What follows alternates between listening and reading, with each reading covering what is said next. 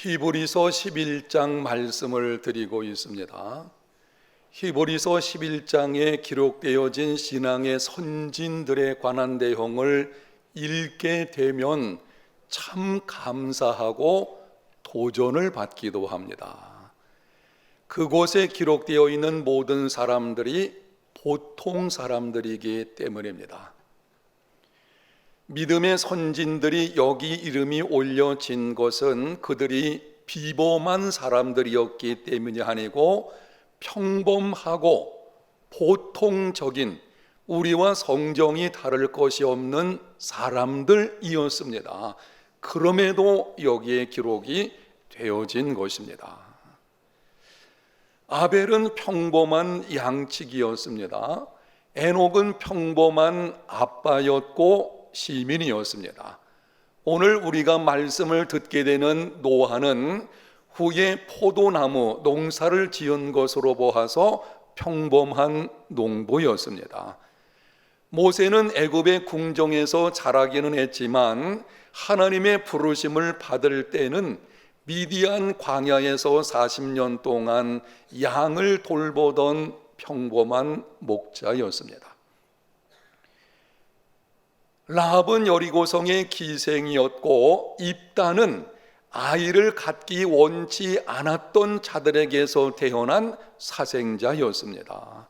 그럼에도 이들은 영예로운 신앙인의 전당에 이름이 기록되었습니다. 이유가 무엇입니까? 그들에게는 하나님을 신뢰하는 믿음이 있었기 때문입니다. 스스로는 위대한 일을 할 수 없었지만 위대하신 하나님께서 위대하신 일을 행하실 수 있는 믿음이 그들 속에 있었기 때문에 그래서 이름이 기록되어진 것이고, 누구든지 예수님을 믿고 믿음으로 행하면 위대하신 하나님의 능력을 경험하는 역사가 있게 될 줄로 믿습니다. 우리가 히브리서 11장을 읽어 나갈 때에 놓치지 말아야 하는 것이 여기 있습니다.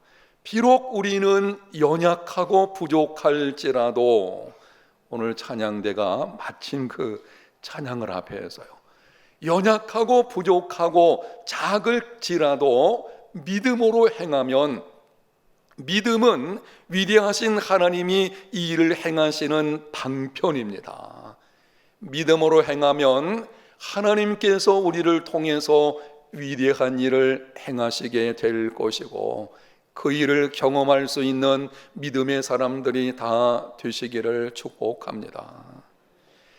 믿음으로 행하는 것은 구체적으로 어떻게 행하는 것입니까? 제대로 믿음 생활을 좀 해보자, 믿음의 사람이 되어야 한다. 그럼 믿음으로 행하는 것은 구체적으로 어떤 것입니까? 믿음은 하나님을 신뢰함으로 끝까지 인내하는 것입니다. 오늘 본문을 영상에 띄워드릴 것입니다. 다 같이 다시 한번 읽겠습니다.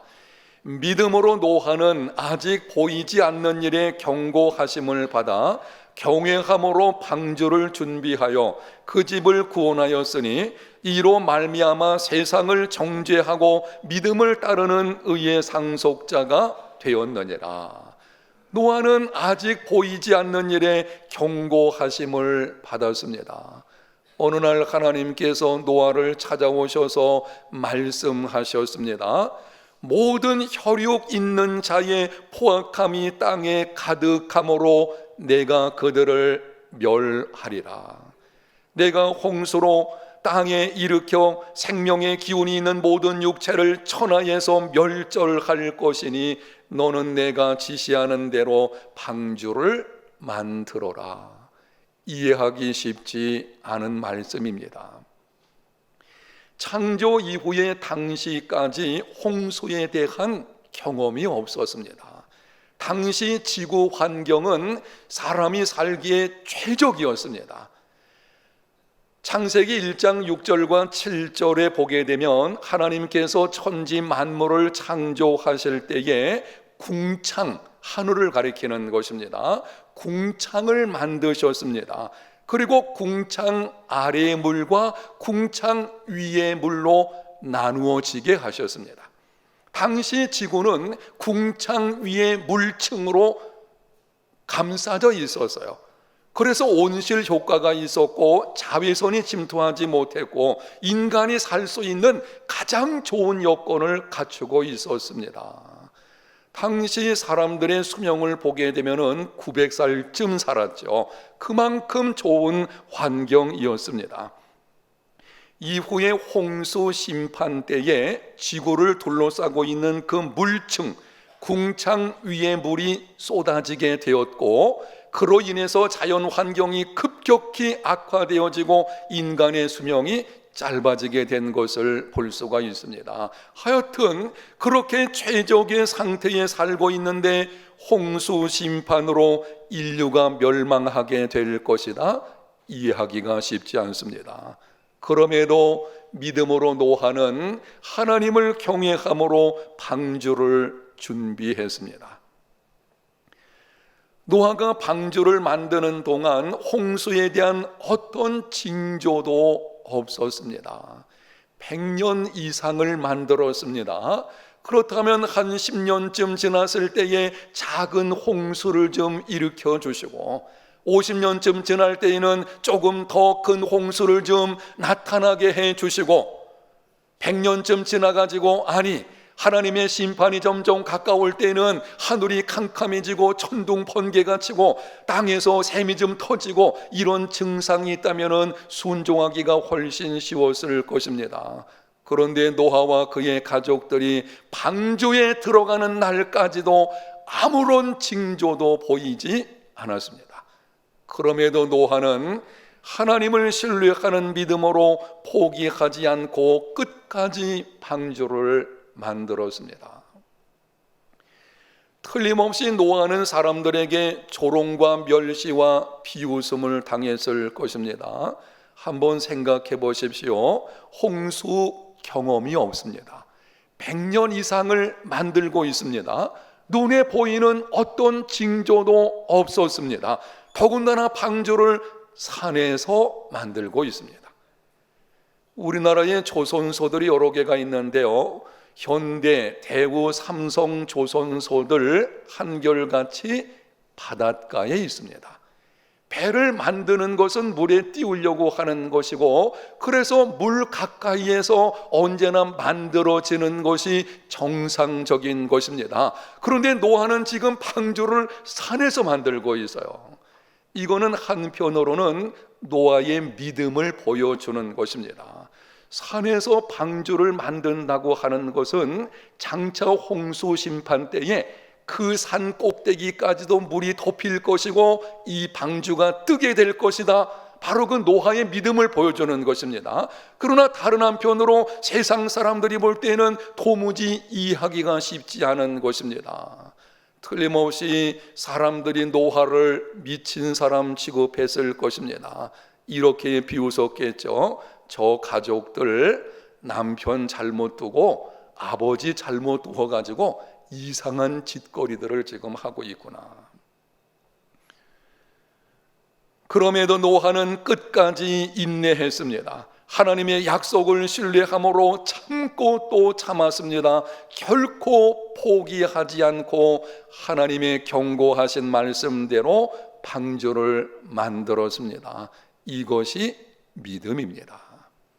한번 따라합시다. 믿음은 하나님을 신뢰함으로 끝까지 인내하는 것입니다. 여러분이 이러한 믿음으로 행하는 삶이 되시기를 바랍니다. 믿음으로 살아간다는 것은 다른 것이 아니에요. 하나님을 신뢰함으로 인내하는 것입니다. 끝까지 참고 참는 것, 하나님이 약속하신 것을 이루어 주시기까지 참고 또 참아내는 것, 바로 그것이 믿음으로 사는 것입니다. 사랑하는 성도 여러분, 노아가 보이지 않는 일에 경고하심을 받은 것처럼 오늘날 우리에게도 보이지 않는 경고의 말씀이 이미 주어져 있습니다. 베드로후서 3장 6절과 7절, 이로 말미암아 그때의 세상은 물이 넘침으로 멸망하였으되 이제 하늘과 땅은 그 동일한 말씀으로 불사르기 위하여 보호하신 바 되어 경건하지 아니한 사람들의 심판과 멸망의 날까지 보존하여 두신 것이니라. 베드로후서 3장 10절. 그러나 주의 날이 도둑같이 오리니 그날에는 하늘이 큰 소리로 떠나가고 물질이 뜨거운 불에 풀어지고 땅과 그 중에 있는 모든 일이 드러나리로다. 노아 시대에는 하나님께서 물로 세상을 심판하셨습니다. 그러나 장차 예수님께서 다시 오시는 그날에는 불로 심판하실 것입니다.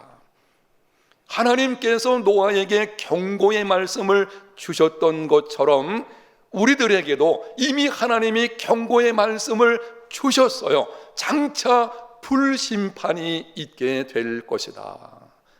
물심판보다 훨씬 무서운 불심판이 장차 임하게 될 것입니다.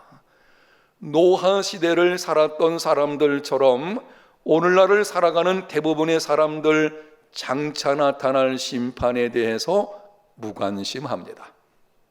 예수 믿는 사람들이 자기들 믿음을 지키기 위해서 통상적으로 말하는 것쯤 이렇게 여기게 됩니다. 냉소적인 사람들은 비웃습니다. 지식을 가지고 있는 사람들은 무시합니다. 자유주의 신학자들은 대충 얼버무려 버립니다. 광신자들은 그것을 왜곡하기도 합니다. 이러한 반응들은 새로운 것이 아닙니다. 지금 세상 사람들이 장차 예수님께서 다시 오실 것과 그날의 불심판이 있다는 것에 관해서 들었을 때에 이러한 반응들을 보이는 것, 이미 오래전 예수님께서 말씀하셨어요. 마태복음 24장에 보게 되면 장차 나타날 종말의 심판과 관련해서 예수님이 이렇게 말씀을 하셨습니다. 노아의 때와 같이 인자의 임함도 그러하리라. 홍수전에 노아가 방주에 들어가던 날까지 사람들이 먹고 마시고 장가들고 시집가고 있으면서 홍수가 나서 그들을 다 멸하기까지 깨닫지 못하였으니 인자의 임함도 그러하리라. 먹고 마시고 장가들고 시집가는 것 문제될 것이 없습니다. 일상적인 일인 것이고 우리의 삶에 꼭 필요한 것들입니다. 문제는 그것이 전부라는 것입니다. 피조물로서 마땅히 창조주 하나님을 기억해야 되는데 하나님 없이 자기들의 일상생활 속에서 늘 살아가고 있었다는 것입니다. 하나님 없이 먹고 마시고 하나님 없이 장가들고 시집가고 하나님 없이 직장생활하고 하나님 없이 사업을 합니다. 그것을 인생 전부로 생각합니다. 장차 하나님의 심판이 있다는 것을 생각하지 않습니다. 하나님 없는 인생이 헛된 것임을 깨닫지를 못합니다. 결국은 멸망하게 됩니다. 사람들이 믿든지 믿지 않든지 세상 사람들이 인정하든지 인정하지 않든지 장차 예수님은 다시 오실 것이고 그 날에 불심판이 있게 될 것입니다. 오래전에 들은 이야기입니다. 어느 회사에서 일과를 마치고 회식을 하게 되었습니다. 회식을 하게 되면 의례껏 술이 따라오게 되죠. 그래서 술잔이 쭉 돌아가게 되어 있는데 돌아가는 중에 얼마 전에 입사한 한 청년 앞에 술잔이 놓이게 되었습니다. 그 청년이 말하기를 나는 예수님을 믿기 때문에 술을 마실 수 없습니다.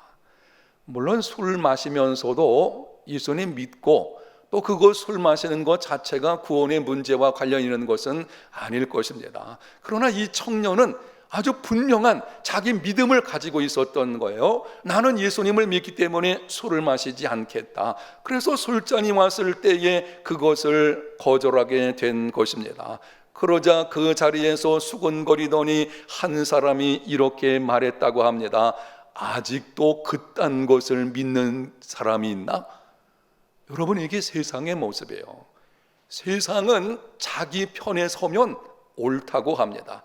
그러나 다른 모습을 보이면 비판합니다. 세상과 타협하게 되면 문제 없습니다. 그러나 세상과 타협하지 않고 하나님의 말씀에 굳게 서서 옳은 일을 행하려고 하면은 세상은 함께 하려고 하지 않습니다. 시비를 걸고 모욕하고 조롱하기도 합니다. 자기 편에 서지 않으면 신앙적인 양심을 가지고 말해도 거절하는 시대, 바로 이것이 오늘날 우리가 사는 시대입니다. 여러분, 이러한 때에 그들을 향해서 장차 불심판이 있을 것이니 예수님 믿고 구원 받아야 됩니다. 그러면 어떤 반응을 보이겠습니까? 아마 정신 이상자 취급할지도 모르겠어요. 이렇게 우리가 잘 먹고 잘 살고 하늘과 땅 어디를 보아도 문제 없을 것 같고 수십억 년 동안 지구촌이 이대로 존재해 왔는데 무슨 불심판 같은 소리 하네, 아마 이런 방식으로 조롱하고 멸시하게 될 것입니다. 여러분, 이럴 때 우리는 어떻게 해야 되겠습니까? 때로 우리가 복음으로 전하고 살고 이런 모습으로 나갈 때에 모욕을 당하고 비웃음을 당할 때에 예수님을 믿는 하나님의 자녀들은 어떻게 해야 합니까? 야고보서 5장 7절과 8절, 그러므로 형제들아 주께서 강림하시기까지 길이 참으라. 보라, 농부가 땅에서 나는 귀한 열매를 바라고 길이 참아 이른 비와 늦은 비를 기다리나니 너희도 길이 참고 마음을 굳건하게 하라. 주의 강림이 가까우니라. 반복되는 말씀이 무엇입니까? 길이 참으라. 주님이 다시 오심을 기다리는 사람은 길이 참아야 합니다. 농부가 가을의 열매를 바라고 봄에 파종을 하고 뜨거운 여름철에 수고하고 참는 것 같이 주님이 다시 오시는 그날에 반드시 약속하신 대로 우리에게 영생을 주실 것이라는 것을 믿는 믿음이 있다면 길이 참고 참는 믿음의 삶이 되어야 합니다. 믿음은 하나님을 신뢰함으로 끝까지 인내하는 것입니다. 그런데 성경에서 말씀하는 인내와 세상이 말하는 인내는 차이가 있습니다. 세상이 말하는 인내는 마음과 삶의 상태가 어떠하든지 참고 견디는 것을 가리킵니다. 마음속에 어떤 생각이 있든지 삶이 어떤 모습이든지 하여튼 지금 현 상황에서 참고 견디면 그것을 인내라고 합니다. 그러나 성경에서 말씀하는 인내는 그것을 뛰어넘는 선한 영향력을 끼치는 인내입니다. 이렇게 정의해서 말씀드릴 수가 있는데요, 한 번 더 따라합시다. 인내는 결코 변하지 않는 견고한 마음가짐이다. 사랑하는 사람이 변덕을 부리고 못된 짓을 해도 내 사랑이 변함이 없는 것, 보답이 있든지 없든지 끝까지 섬기려는 내 마음이 변함이 없는 것, 이것이 인내입니다. 어떤 부부가 목사님을 찾아와서 상담을 하게 되었다고 합니다. 아내가 심각한 표정으로 말하기를, 목사님, 이 사람에 대해서 내가 10년 동안이나 참았습니다. 이제는 더 이상 참을 수 없습니다.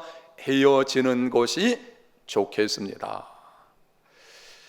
결혼 생활은 쉽지 않습니다.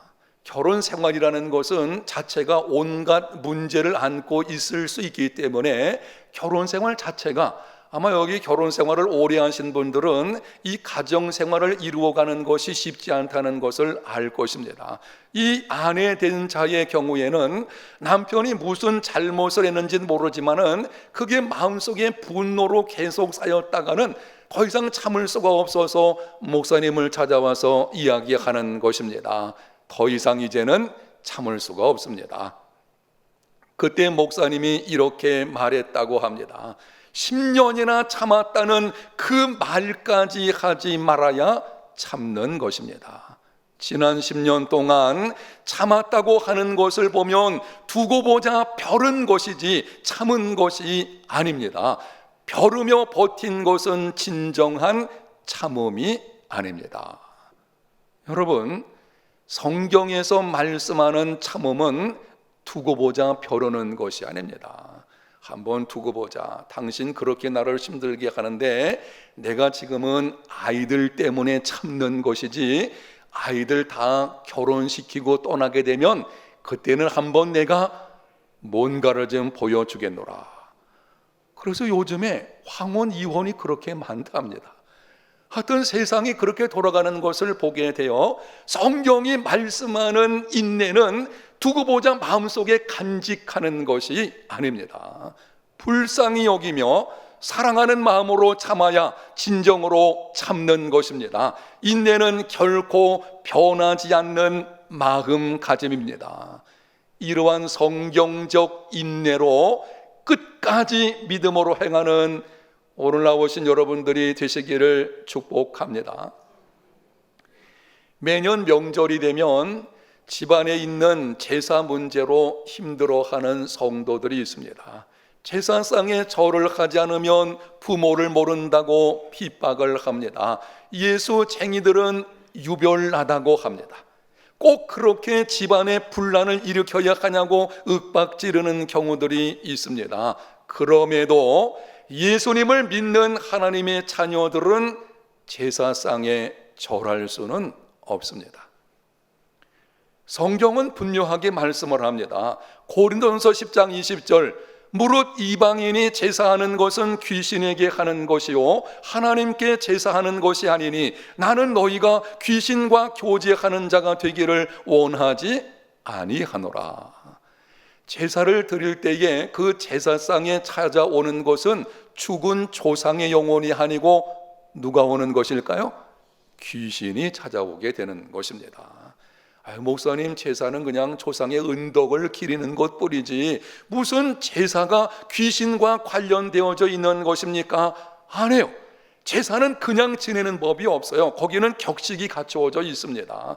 음식을 어떻게 만들어야 되고 어떻게 위치를 잡아야 되고 앞에는 위패를 붙여놓고 다 거기 또 격식을 따라서 진행이 이루어져야 되는 것입니다. 왜 이렇게 하는가 하면 그게 귀신들과 관련이 되어져 있어요. 제가 어려서 예수님을 믿지 않을 때에 중학교 되기 전까지, 그리고 중학교 때도 조금 덜 믿었으니까 하여튼 예수님 믿지 않을 때에 제사를 많이 드려봤거든요.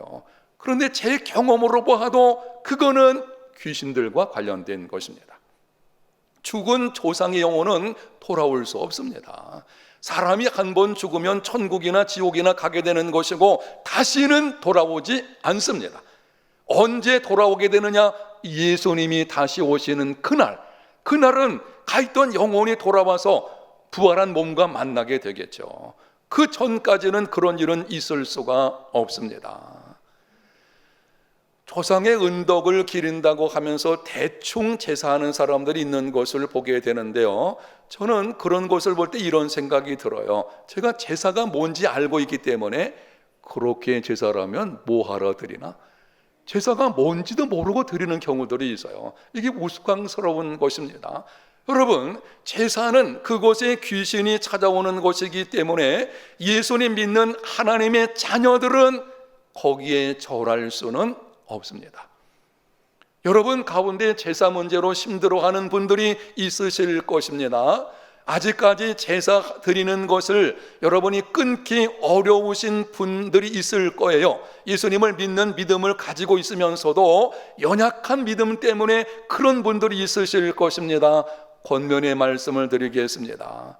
지금은 여러분들이 감당하기 힘들어도 언젠가는 결단해야 됩니다. 저도 고등학교 때 결단해서요, 한번 결단하는 것이죠.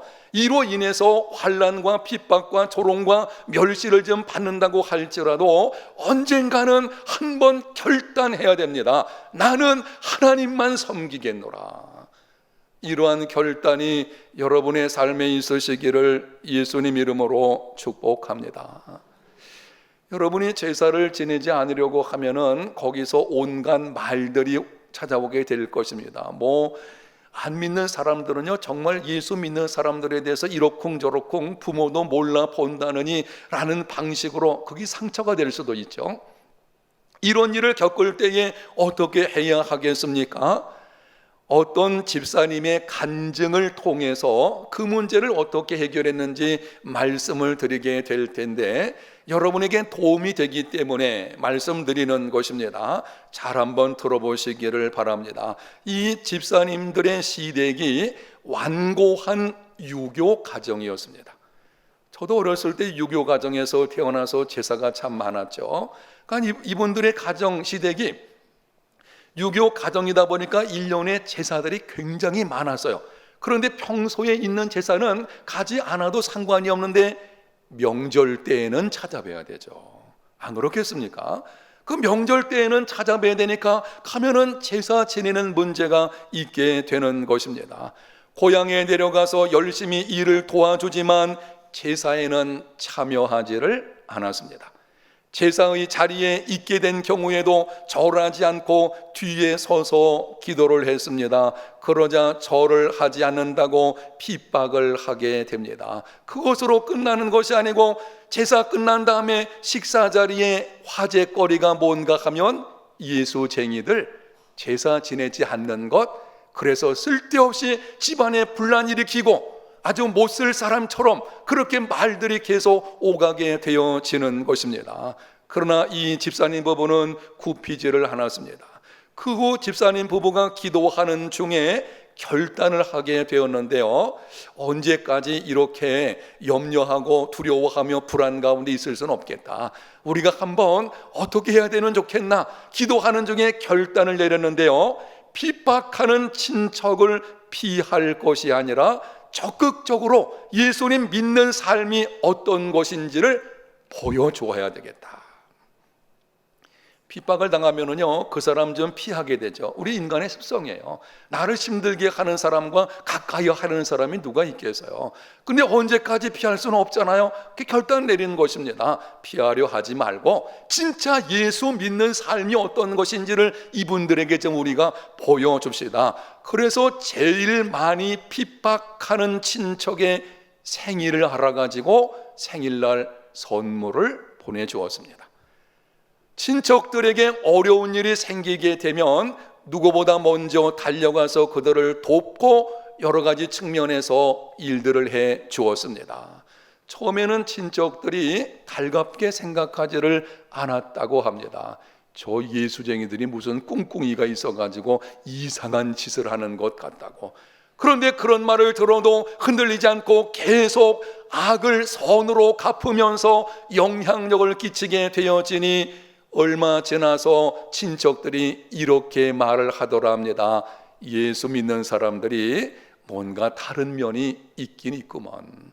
안 믿는 사람들은 우리 집안에 어려운 일이 있으면은 피하여 가는데, 세상 사람들이 그렇죠. 좋은 일 있을 때는 함께 하자고 했다가 어려운 일이 있으면은 피하여 가는 것이죠. 근데 이 예수 믿는 저 부부는 어려운 일 있을 때에 어느 누구보다 먼저 달려와서 도움을 주는구나.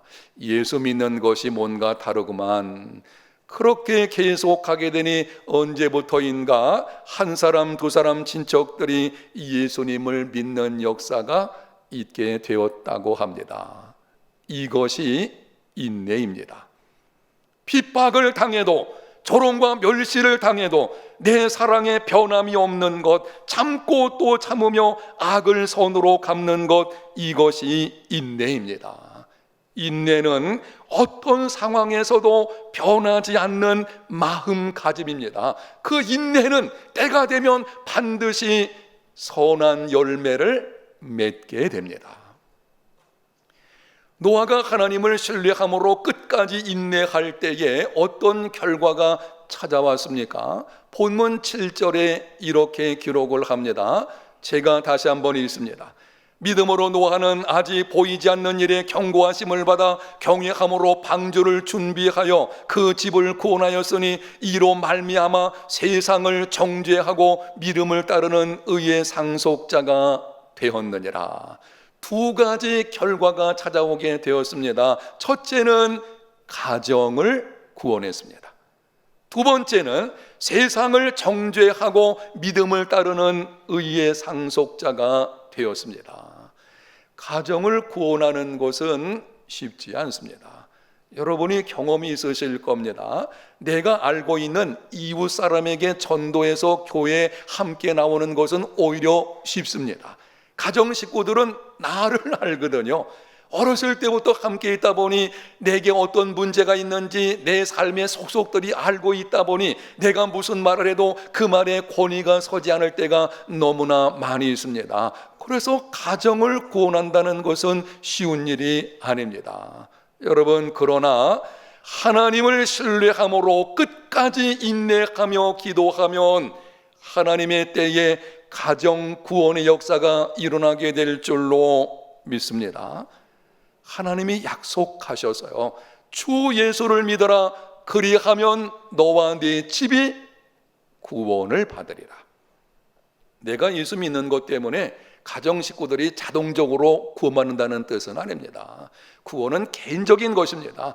그러나 하나님께서 대부분의 경우에 그렇습니다. 한 가정에서 어떤 사람을 불러서 하나님 자녀로 세울 때에는 그 사람을 통해서 남은 가족을 구원하시려는 계획을 가지고 계십니다.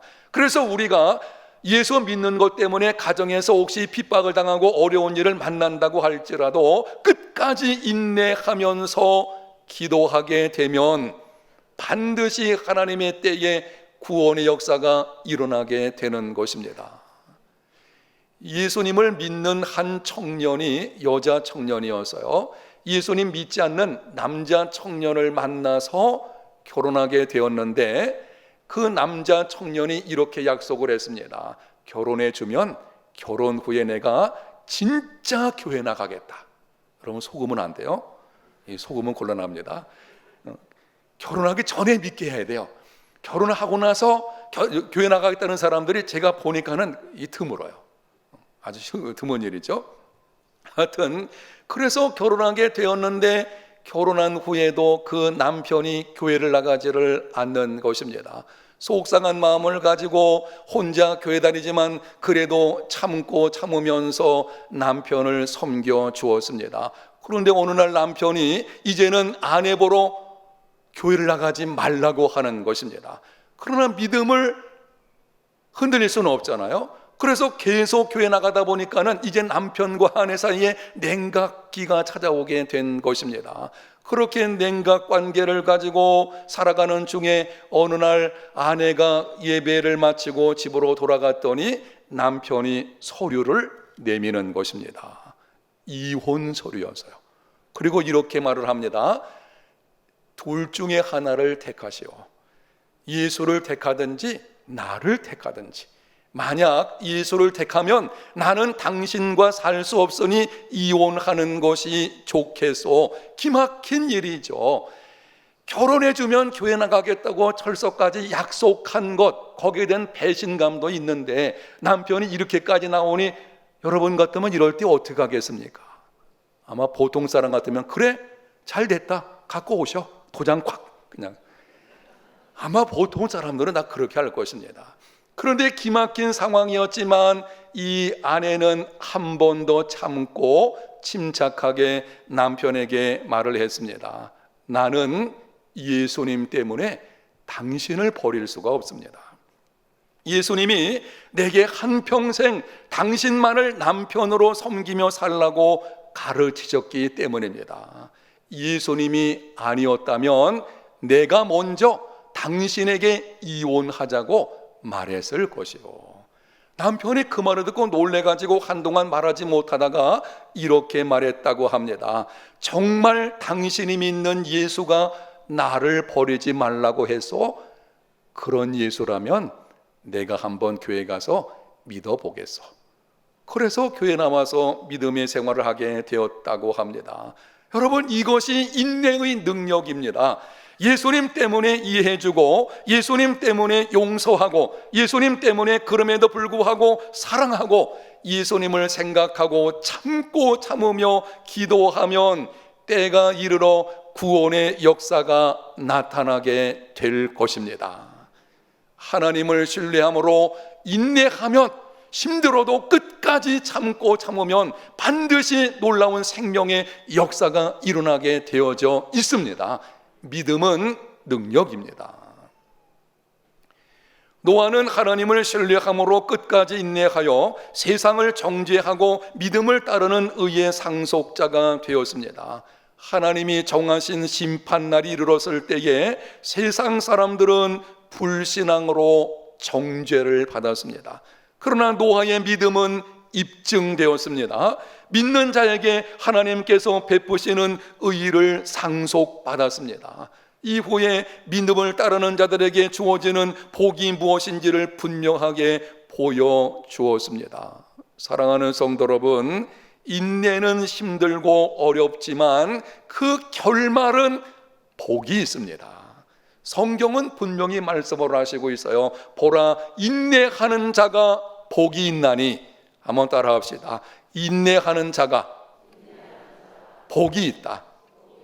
제가 오랜 세월 목회하면서 제 경험으로 그리고 많은 사람에게서 들은 것 가운데 하나가 참은 것에 대해서는 후회함이 없다는 것입니다.